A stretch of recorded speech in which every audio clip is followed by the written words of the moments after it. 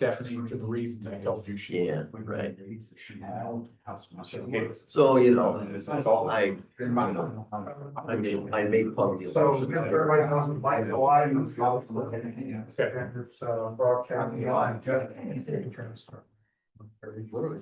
I'm excited. We'll start, you know, like, we'll see what happens. They're doing great. You know, I wish we could have someone say it's really easy.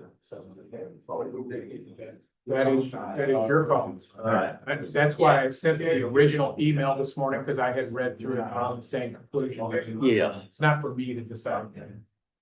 Yeah. All right. Hey,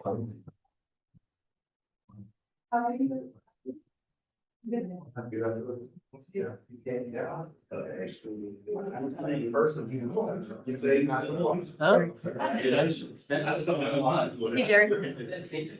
How you doing? I have the same thing. How are you,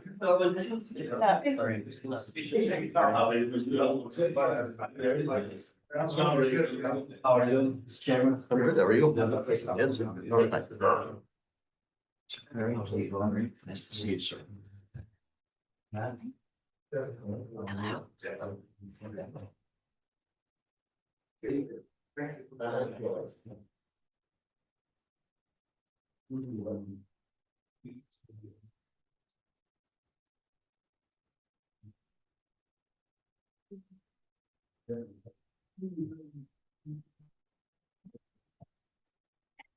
Hello. Back here.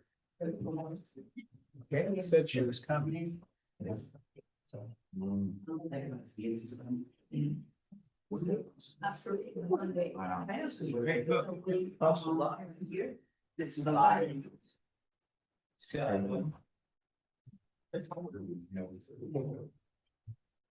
Corporation. Security. Subsidies. The federal government in some of that cases.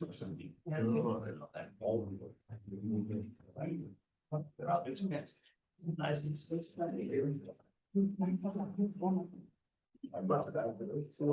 If you start getting those. It's like the way back board or something. I think it's part of it.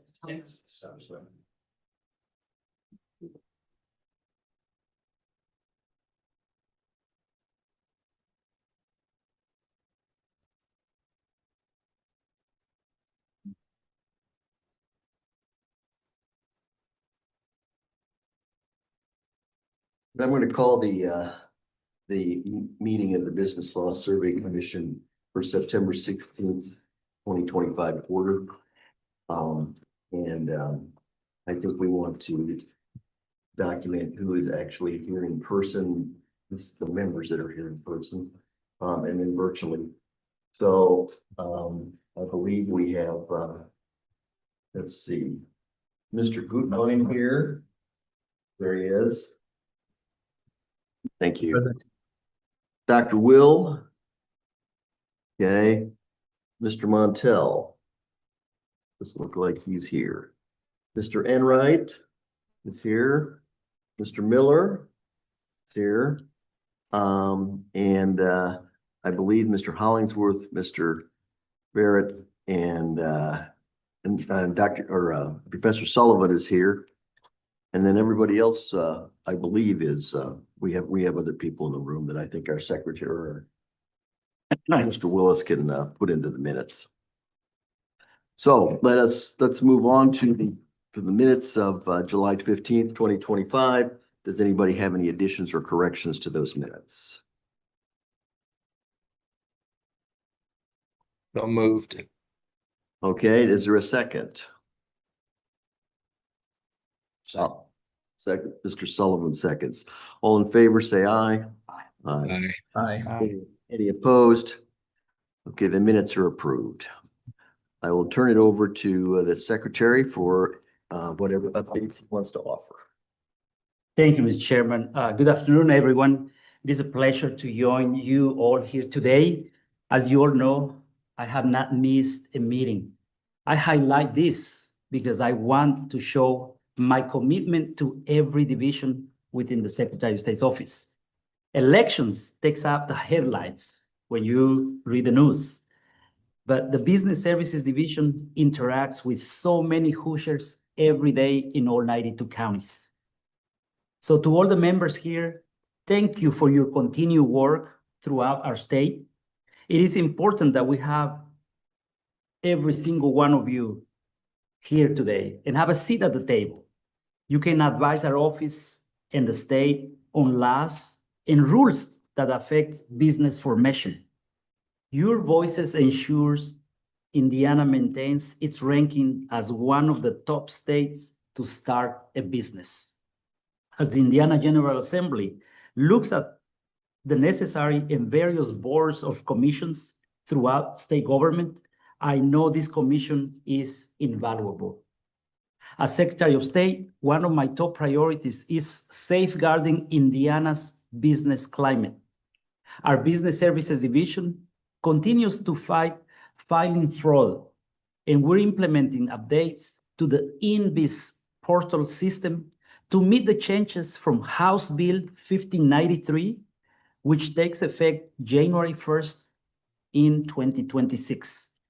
Indiana is proud to be recognized nationally for taking proactive steps to stop fraudulent filings and protect entrepreneurs from bad actors who misuse stolen or fake identities. This was an important topic that was discussed during the recent National Association of Secretaries of State Summer Conference, where the Indiana Secretary of State's office and the Business Services Division was well represented. So this issue of business fraud and potential responses is not just an issue in Indiana, but we will work to be a leader in this area all across our country. We are also working to strengthen Indiana's ability to deal with deceptive commercial solicitations. Too often, companies mislead new business owners with confusion notices that look official, charging them unnecessary fees. Or worse, trying to get private information. Our updates will ensure better protection for Hoosier businesses. Our office also have experience with deceptive solicitations in other divisions, such as our securities divisions. And we have confidence that we will use what we already know to address those issues. I also want to welcome and congratulate the new members who are moving through the approval process to join this commission.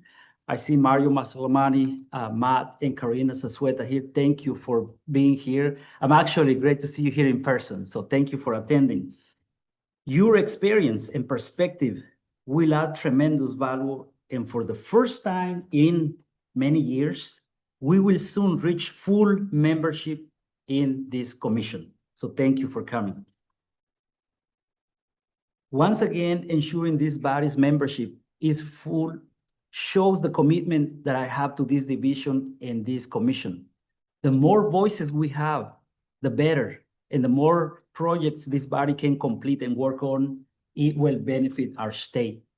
As you can see, we have the high caliber of attorneys here in this room and in the commission. It speaks for itself, starting with our chairman and the Honorable Sullivan here. You know, high caliber people, and I'm honored that you guys are a part of our commission. I'm out there every day promoting Indiana. Not only promoting our state, but promoting our businesses and ensuring each business knows they have a partner in the Secretary of State's office. My team and I are constantly attending groundbreaking ceremonies and ribbon cuttings across the state to allow us to foster that relationship with businesses. Just last week, I had the privilege of attending a groundbreaking for a new hotel in Greenfield, a sign of the continued growth and opportunity across our state. I will also emphasize the work we are doing with making sure businesses all over the world know Indiana is a top place to incorporate and start a business. I mentioned the National Association of Secretaries of State, our summer meeting that we had. I was there and I mentioned about regarding the business fraud hitting Indiana and all across the country. But also there was a great discussion on the role secretaries of state play in international business development.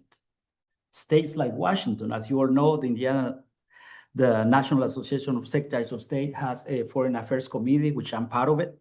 But states like Washington, North Carolina, Kentucky, Pennsylvania, and so many other states, they share about various trips they have taken all over the world. I want to ensure that Indiana is not left out and we stay ahead of other states in attracting businesses to our state. You may have seen there are potential changes in the horizon related to business certifications. And I've been focusing on small businesses and Indiana-based businesses. I want to highlight that in our community initiative that we kicked off at the beginning of this year is what it's all about. We want communities across our state to be able to give their local Indiana small businesses a platform so we can showcase them nationally. So we look forward to others seeing the importance of this program. And finally, let me emphasize that Indiana is always open for business. We welcome everyone here, and I hope everyone look for Indiana to invest and to continue to invest. Together, we are building a stronger, more secure, and more welcoming Indiana for businesses of every size. Again, thank you to each of you for your expertise and your commitment. I look forward to work ahead with all of you. Thank you, Mr. Chairman. Thank you, Mr. Secretary. Let's turn now to Mr. Prentice and what he has to tell us about legislative support and some ideas for 2026. Yes, thank you, Chairman. Just a few things regarding the Indiana Success Reliability Tax Act and those potential changes. I have turned those over to Jake German to identify a potential bill that would go in. We don't believe this will probably be a standalone bill. It'll probably be within some other type of tax fiscal bill this legislative session. So our legislative counsel is Jake German with B&T.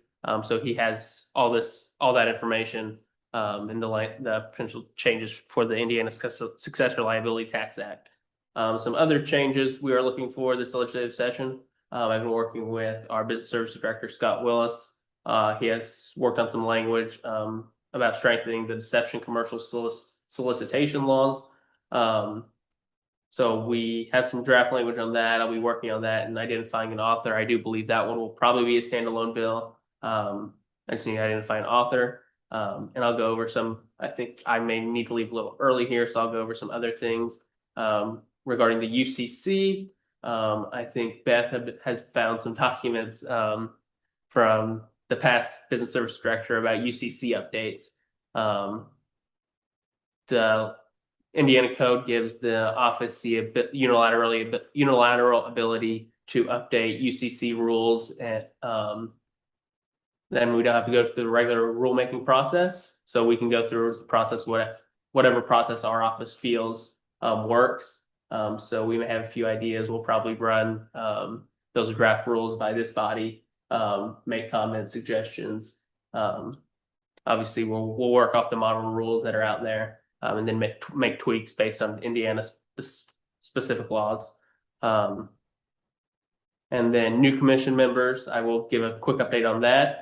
As of yesterday, I believe the governor's office has paperwork for all new members. So we are just waiting for their thumbs up and their appointment to the board. I know Scott Enright has already been appointed, and our other members. The governor's office has that paperwork in our letters of recommendation. So we're just waiting for their approval. I know Steve Carter did stop by our office this week for something else. So we brought that up to him, and they are working diligently on all their various boards and commissions they have to appoint people to. So we're on the list. It's just they have a lot of things to do. So that's all for me. Okay, thank you. Mr. Willis.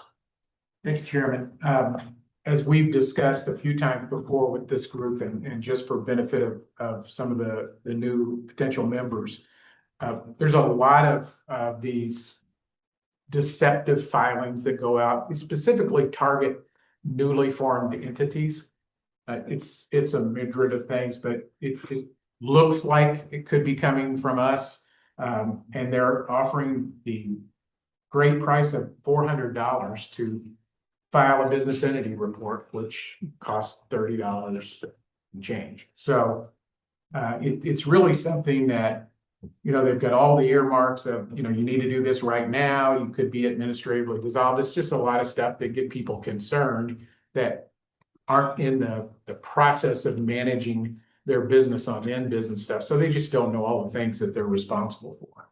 And in many cases, they're offering things that are virtually free, either from our office or other offices, for significant fees. So we really want to try to shut this down. And as Mr. Prentice mentioned, he and I have been kind of looking at it. I think we're looking at just adding to section IC 24.519 in the section that refers to applications of the chapter, and adding in some pretty stringent language on what these mailings can or cannot contain.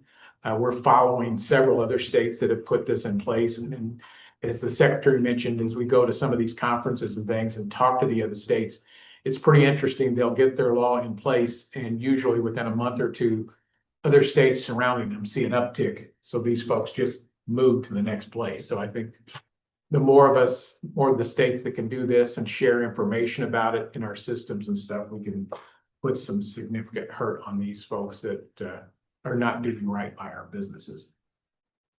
And that I'll be glad to pass that along to this body as soon as we get it finalized for review. That's it for me, sir. Okay, do you have something to add about the UCC update? No, Mr. Prentice, you know, covered it. I think that we're gonna actually, I may discuss with Mr. Sullivan here a few things that to see what he thinks, and then as we kind of get it formulated, again, pass it by this body for the discussion. But we're really just looking to update the rules in place according to the IACA rules that have been published, and as he mentioned, you know, make any adjustments that are appropriate for Indiana statute versus those. And then we do want to push to try to mandate as much as we can online filing, because our paper filing, due to a few I don't know, what would you call them? And I guess rent to own type companies and things like that. Our paper filings are up significantly, and they're companies that could be filing online. They want to push the labor cost to us rather than them doing it themselves. It's the way their things spit out of their system don't bode well to go into our system, even though they can do that through an XML process. It's just, so it's typical stuff that we see before. We Okay. want to try to close that to, again, be more efficient with taxpayer dollars than doing it that way. Okay, thank you. We can move to old business now. I think we've discussed already what's going on with our new commission candidates. So I think we're in process, and I'm hopeful that by the end of the year, we'll have a full complement of people that have been approved, and that will be great. We'll have a lot of folks that can tackle our aggressive agenda maybe for 2026. I think we sent out with the materials for this meeting some the report of the task force on the changes to the Indiana Business Corporation law. And I think that you've all had a chance to take a look at that. I guess I'd like to turn it over to Mr. Gutwein to see if he's got any comments about what the task force did, and then we can talk about how we proceed from here. Thank you, Chairman Becker. I feel a little bad, I guess, to start off with stealing any thunder that there is to be stolen from Mr. Hollingsworth. But I would like to, I guess, publicly thank, I guess they're not in the room, but Ben Manahan from Barnes and Thornburg, Uzair Farouk and Brock Bucher from our firm, Jordan Spence from Bose. So they carried a large portion of the load. And I guess as we think about future commission members, these young lawyers at some point I think would be great additions. So that they carried the load in going through updates to the Model Business Corporation Act and the Delaware General Corporation Law, and making the review process for Josh and Joe and I, very, very easy. And then Ben Manahan did carry the load on drafting this memorandum that goes along with the proposed updates in these 4 areas, plus an additional statutory provision. So I don't need to belabor the point. I mean, there's a quality summary in that memorandum, and some updates in the statutes, but happy to I guess field any comments at this point. I guess my other question then, I guess for you, Chairman Becker, is would the process then be for us to turn this over to Legislative Services, or I guess what would be the next steps if the commission approves these updates? Well, I think once we get everybody's comments and any changes that anybody has in this document, that we would turn it over to Legislative Services. In fact, we might even do that before we get approval.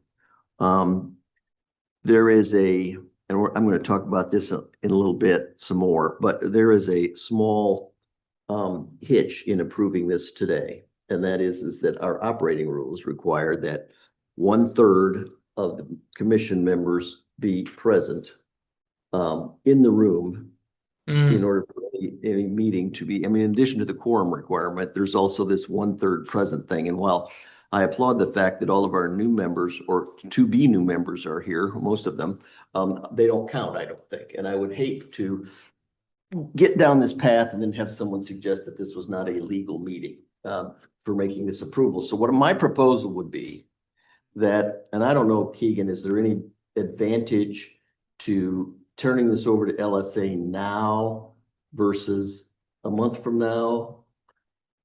What is today, September 15th? December Yeah, 16th. there would be no advantage between doing this now or a month from now. Okay. Obviously, you would just have the LSA format that they always like to put this thing into, Oh, sure, yeah. which is easier to work off of Mhm. than just formats that we use. So, but outside of that, there's no advantage. Okay, well, then my proposal would be, I guess, that today, if anybody has any particular comments or questions about the report of the task force, that we take that up today. And then that we try to schedule a meeting either for late October or early November, where we can do a few things here that we're not going to do today. And one of which would be actually putting our stamp of approval on this product and the proposed legislation. And so I guess my question would be, does anybody have any particular questions or comments they would like to make today? Questions for Stuart or anybody else on the commission or the committee if they're here? I don't know if here counts since I'm not, quote, present. Well, you're present, you're just not in the room present. Present in the room. All right, fair enough. I did have a couple questions on this. Overall, I thought it was really well done. I thought the memo was incredibly helpful for context. On the shareholders' right to inspect and copy records, it wasn't clear to me what the meaningful difference is between the annual financial statements being available under subsection B1 versus under subsection 1E5. Because you can already get the financial statements.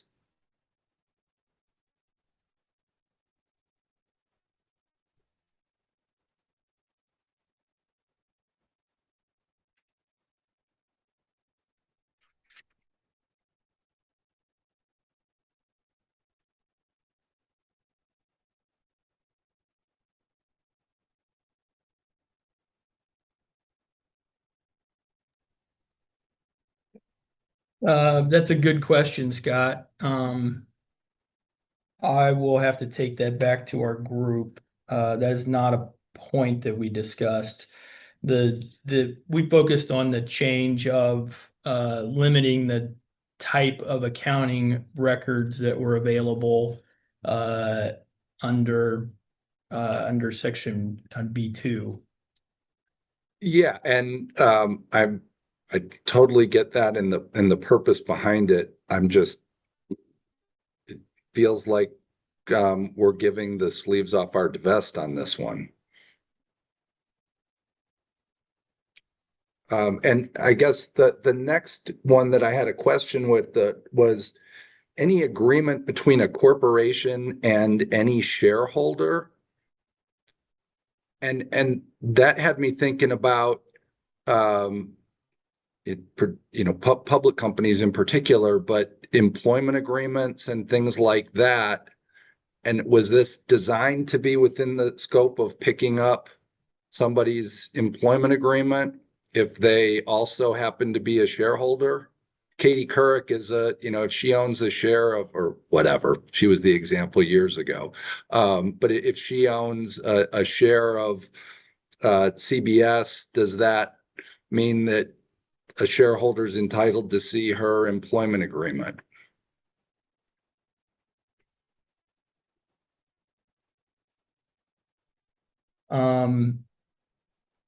We did not talk about employment agreements. I guess we did talk about in section D being able to impose confidentiality restrictions, which I suppose could include redacting sections as well, if an employment agreement was sought as and there's a proper purpose for it. I guess part of me was wondering, well, what was the purpose behind covering agreements between a corporation and a shareholder? What was the thought process there? Yeah, I think it was just so that there's transparency in related party agreements, and following Delaware and the Model Business Corporation Act a little closer in that respect. And each of these are in Delaware and the Model Business Corporation Act? I believe so. Okay. But I can verify that. Yeah, it does align. I see in the memo, it aligns with recent revisions to Delaware. And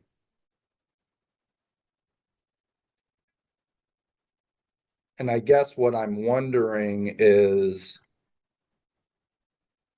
whether we say, agreements impacting governance, control, or distribution of corporate benefits, something like that, so that it just doesn't pick up employment agreements. Sure. Just a thought. Yeah.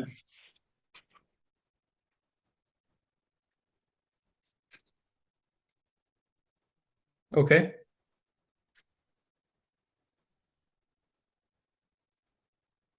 My only other, I'm not sure what to, I made a note of this and I'm not sure what to do with it, but I seem to recall as we move into the exclusive jurisdiction provision, which, as Alan knows, is near and dear to my heart. I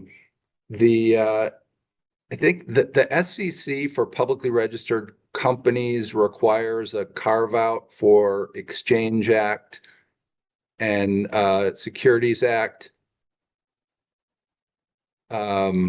actions.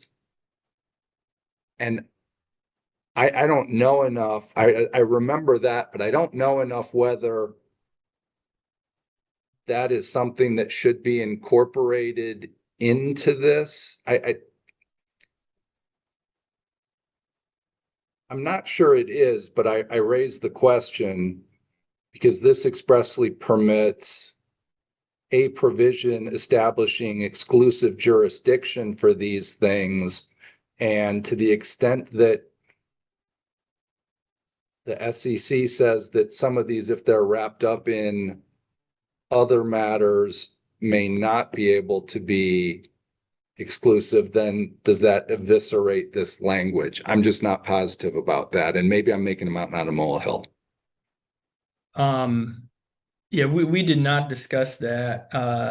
And we talked about Simon at length and did not, that point did not come up. I can talk with Josh about that. Okay.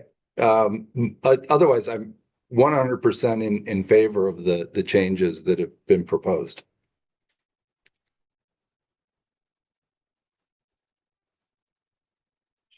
Mr. Sullivan.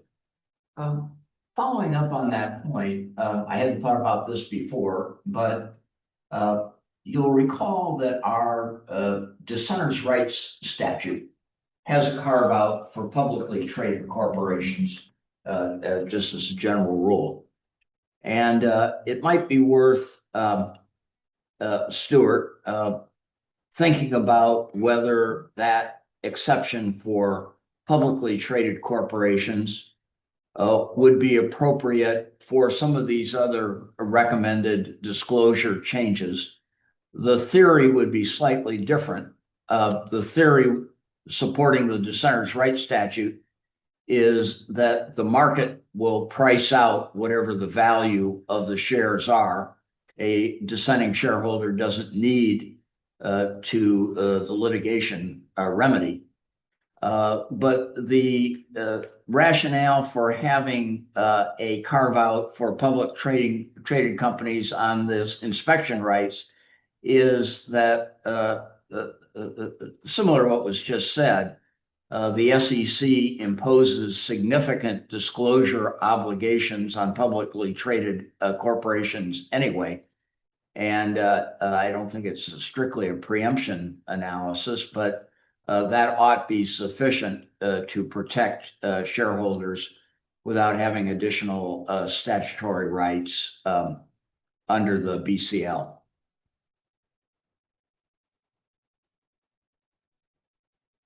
Thanks, Justice Sullivan. I'll take that thought as well back to the group. Yeah, I think that makes a lot of sense and would be a means of addressing the whole employment agreement issue too, because it's very different if it's an employment agreement in a small, closely held company versus an employment agreement for a publicly traded company. So that could be a really good fix all around. A publicly traded company might still have to disclose an employment agreement, but it would be subject to federal securities law materiality standards. Exactly.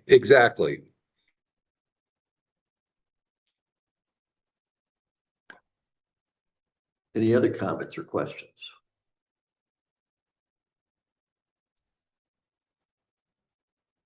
Hearing none, I would suggest then that Stuart will take some of this back to the to his task force, and he can report out, by email between now and our next meeting, whether there are changes proposed or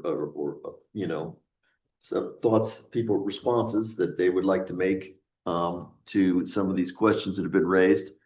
And if anybody else has other questions or comments when we actually come to approve this, of course, those will be welcome. Our experience with this is that until it gets introduced into the legislature, and sometimes even after it gets introduced in the legislature, changes can be made if people have, good thoughts about things that need to be changed.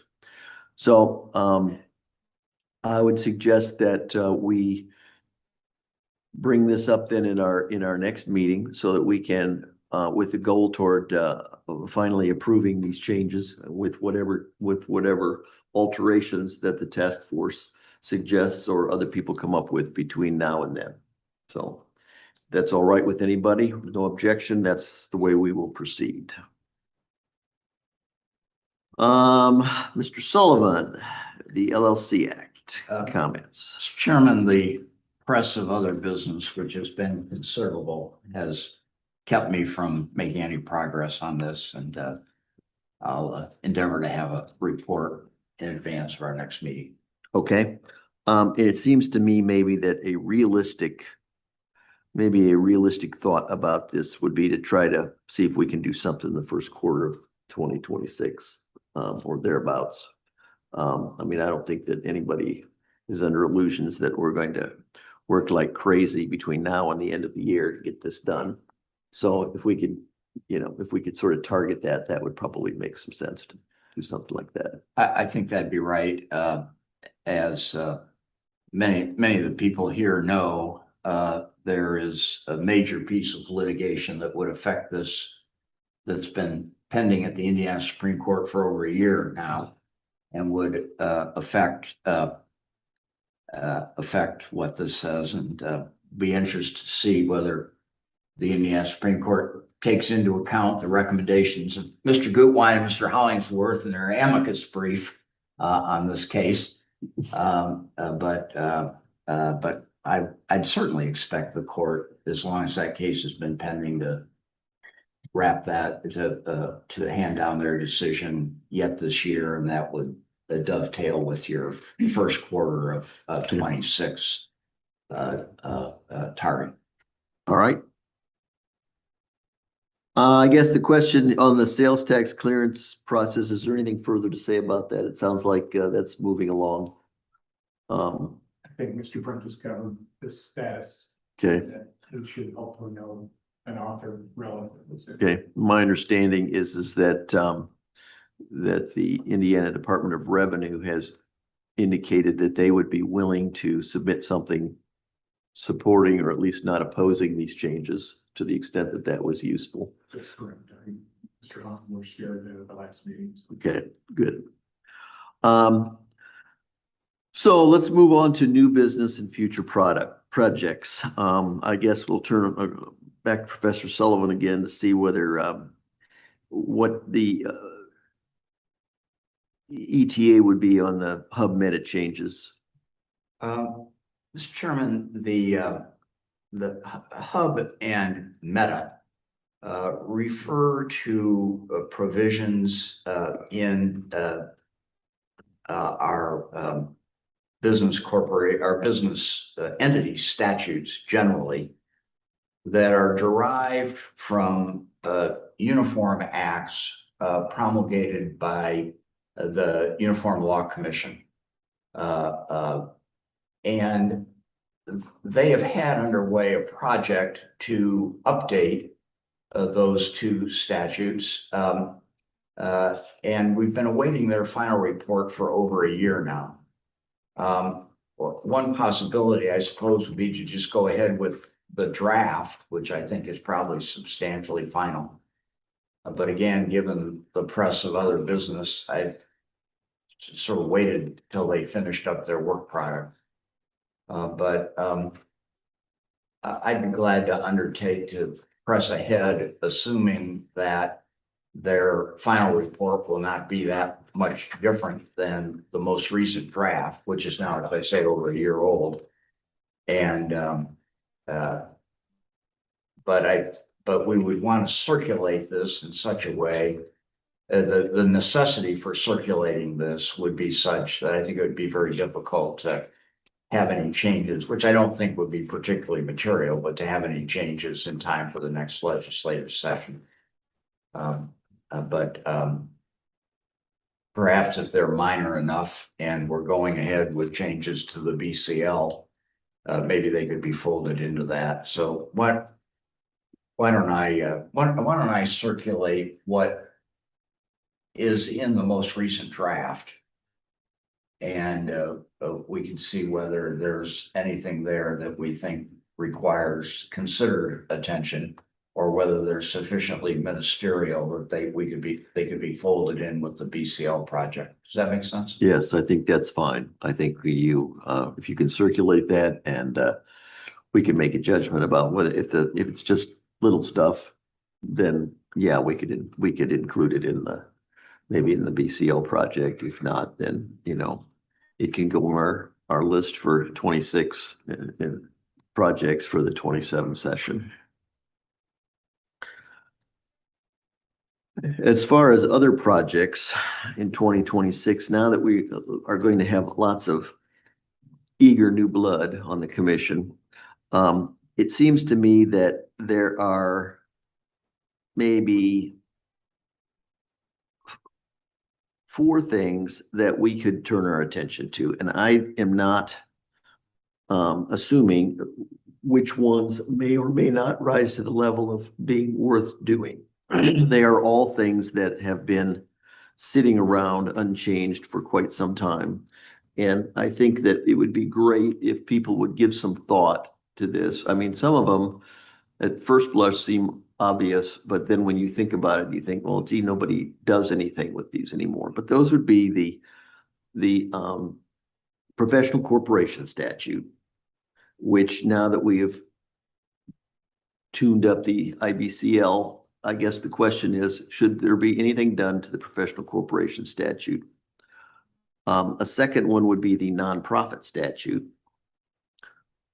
The third one would be HubMed, and we've already talked about that. And then the fourth one would be the general partnership and limited partnership statutes. We bring this up periodically, and it's obviously since the 1916 General Partnership Act, well, the one it's based on that, and the limited partnership statute, which was adopted back when I was an associate at Bose McKinney and Evans, which was long ago. There's been major changes in the structure of the uniform acts. And I guess the question number one is whether we like those kinds of changes or don't like those kinds of changes. But question number two, which is probably equally important, is do enough people still form limited partnerships and general partnerships that it makes sense to spend our time and resources on that? Or is it just one of those things that can just sort of sit out there? And I mean, in theory, sure, it makes a lot of sense to have the most up-to-date statutes. But I guess it's more of a question of priorities, whether that's something that we ought to spend time on or not. And I mean, on the other hand, I mean, the general partnership statute is sort of the default. If you don't get around to filing anything with the Secretary of State's office, then you are a general partnership if there's more than one of you running a business. So there's something to be said for making sure that the statute is as up to date as it needs to be. But I guess I would be interested in people's views about whether that's something that we want to spend time thinking about, or whether that's something we want to drop to the bottom of the list. The other thing that I think probably ought to get a little bit of attention from us is something that has been around for a few years, and that is our operating rules. And as I mentioned, there's this issue that about 1/3 of the people being here in attendance, and then there's some other issues in there. I mean, those were adopted back when they were pre-COVID. They were back in the days before telecommunications was the way it is now. And even what you could do was sort of, nobody did it anyway. And so it was mostly talking about phone meetings.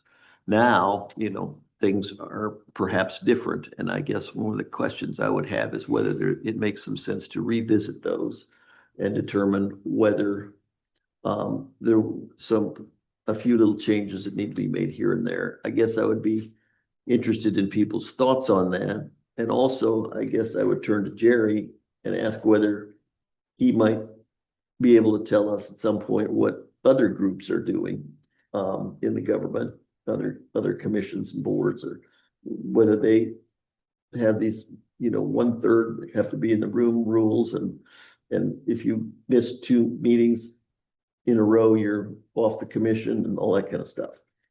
So,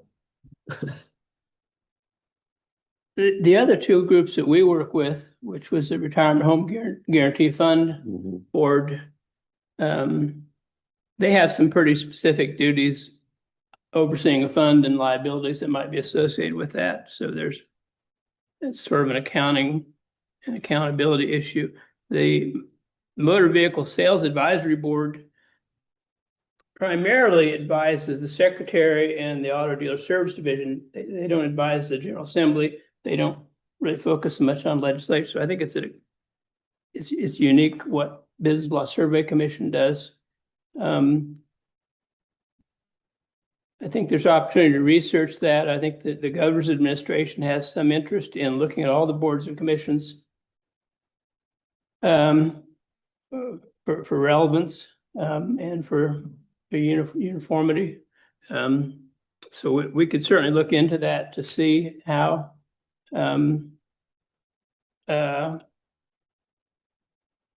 they work. I recall, of course, we work with the official comments was a project that the commission spent a lot of time on, and then the legislative aspect, and then working with the Business Service Division, sort of helping them administer. So long way of saying I don't really know.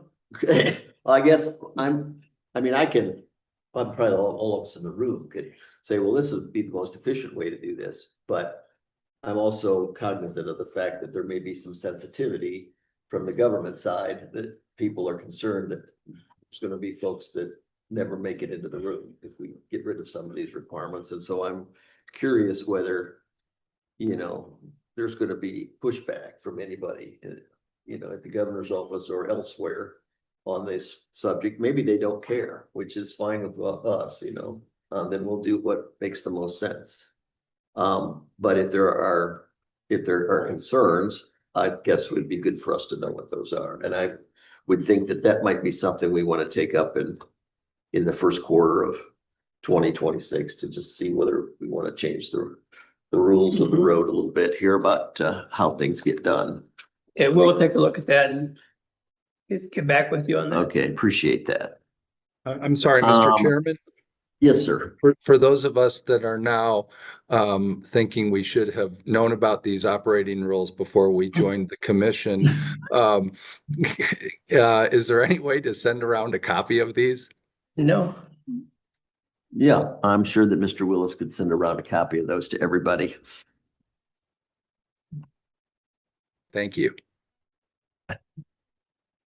Let's see what else we have to, I guess the last question here, the last issue is that this, Mr. Chairman, yes, would you mind if I just responded to your list of 4? sure, quickly? go right ahead. I would say that it might be helpful if we were to ask the staff if they could run some numbers for us on how many PC filings we get, how many LP filings we get. It would give us some and how much nonprofit corporation filings we get, just to give some idea of the volume of the business in those 3 areas. I do think updating the operating rules is something we definitely ought to do. We haven't done that since COVID. I think I've been here 13 years now, and I think we've done it since I've been here, but it was certainly pre-COVID, and the technology, I think, has just revolutionized all of that.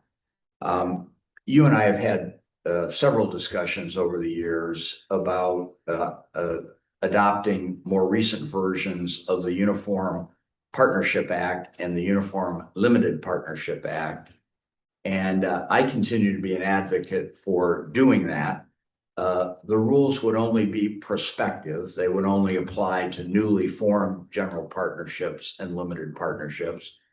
But I think over the years, they sort of reflect best practices. And I wouldn't be a bit surprised, but there are an awful lot of general partnerships and limited partnerships that are operating in Indiana right now sort of don't even realize that they're not operating under current law. And as particularly as the big nationally integrated economy and all, really, if our new general partnerships and limited partnerships were operating under the rules that most other states are operating under, I think we'd all be better off. But just before I got here, I think it was probably about 15 years ago, the commission did a study of this. And the recommendation of that study was, yes, this would be a good thing for us to do, but it's not urgent. Yeah. And now 15 years have passed. So my presumption is that this is something that would be worth doing. But it will be interesting to see, given the primacy of the LLC, just whether people are forming limited partnerships much anymore at all. And that may cut against my argument, but I'd just like to be on record as saying that I think our state would be well served to have the most recent version of the Uniform Partnership Act and the Uniform Limited Partnership Act. I tend to agree with you.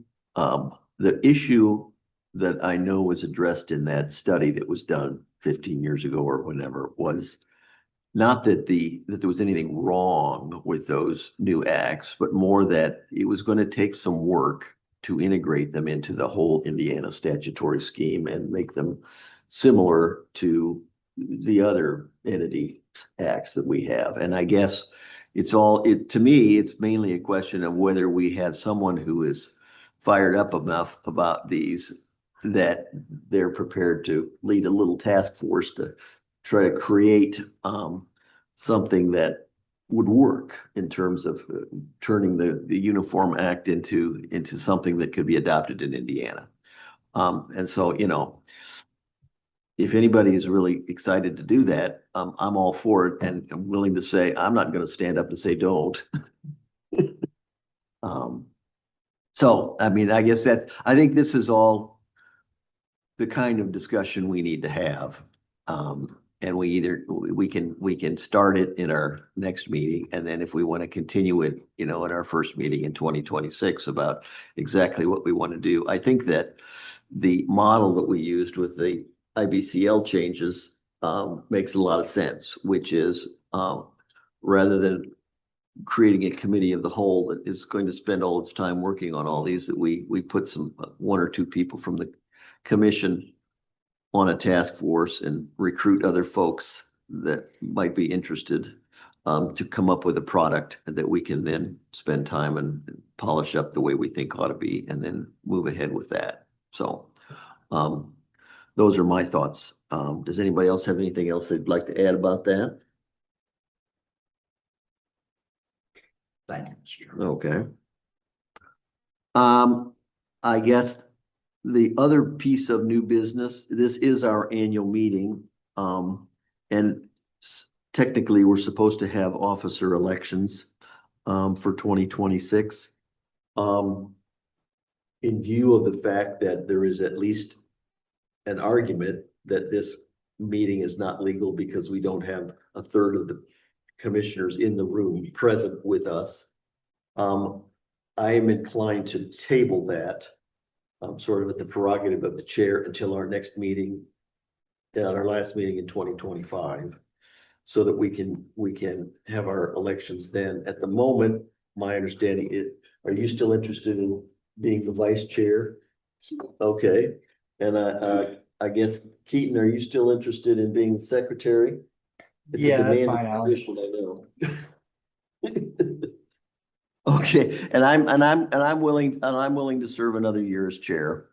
So I guess, but obviously the floor is open for other people who would be interested in serving on those positions, and we can plan to have elections at our next meeting, so that we can get that piece of business done. I guess I need to ask here for public comments, if there are any members of the public here who would wish to do that. Hearing, yes, Chairman, if I could, I'd like to make two observations. Mhm. One is, and I don't think there's been any publicity about this locally, but our colleague, Mr. Barrett, has been placed on the leadership ladder of the Uniform Law Commission, our nation's premier law reform organization, the owner of the Uniform Commercial Code, the owner of the Uniform Partnership Act, the like that we're talking about. This is a significant professional honor and a significant recognition for him and for our state. And I like to see we're honored to have him as a member of our commission. And I'd like to have the minutes reflect our congratulations to him in this regard, and our offer to be of assistance to him if there is some way that we could do that going forward. okay, thank you. Anything else? Well, that's a great segue into the next question, which is the date for our next meeting, as well as Mr. Barrett has raised a concern that it would be very helpful for him if we had a set meeting schedule for 2026. And so the thought might be that we could, at our next meeting, see if we could figure out when we're going to have our meetings in 2026 so that everybody can put them on their calendars. And there's a greater likelihood then that, people can attend. And I guess the sort of related question is whether we still want to do meetings approximately every 2 months, or whether we would like to go to quarterly meetings. The commission has, the operating rules say at least quarterly. We've sort of bounced back and forth over the years between having quarterly meetings and having meetings every 2 months. And we can always have special meetings in between quarterly meetings if we decide to go that way.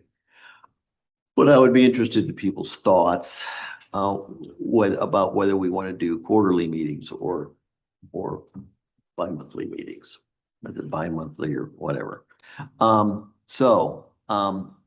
I guess the immediate question that we need to address today is when we would like to set up a fourth quarter meeting.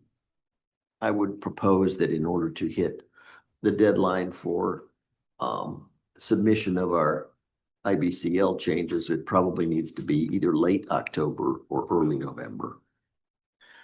And so I don't know if we know what the secretary's availability is.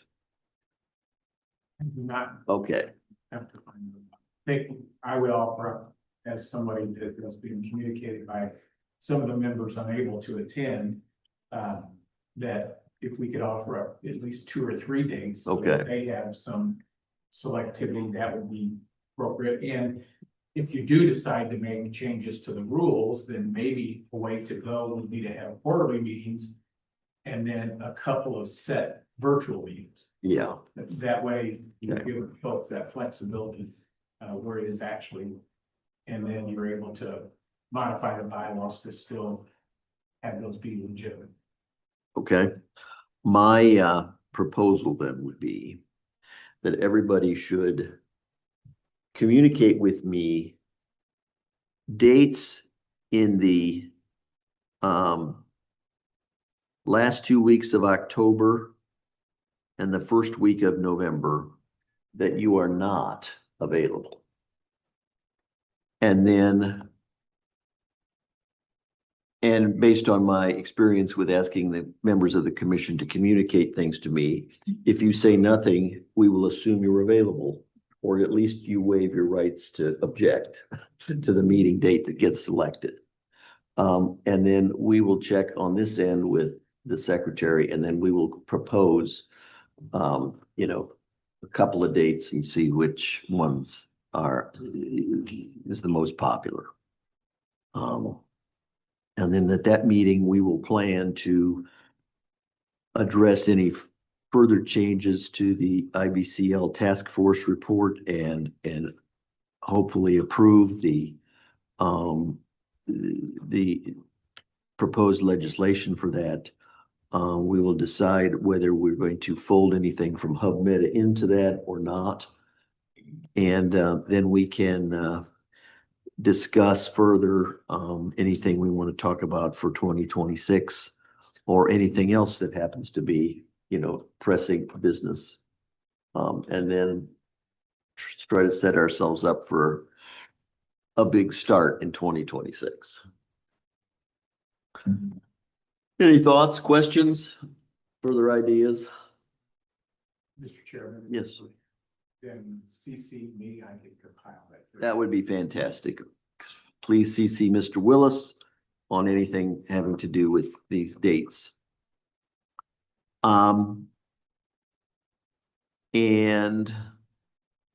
if there's nothing further, I would entertain a motion to adjourn. So moved. Second, Second. all in favor, say aye. Aye. Okay, we are adjourned. Thank you all. Thank you.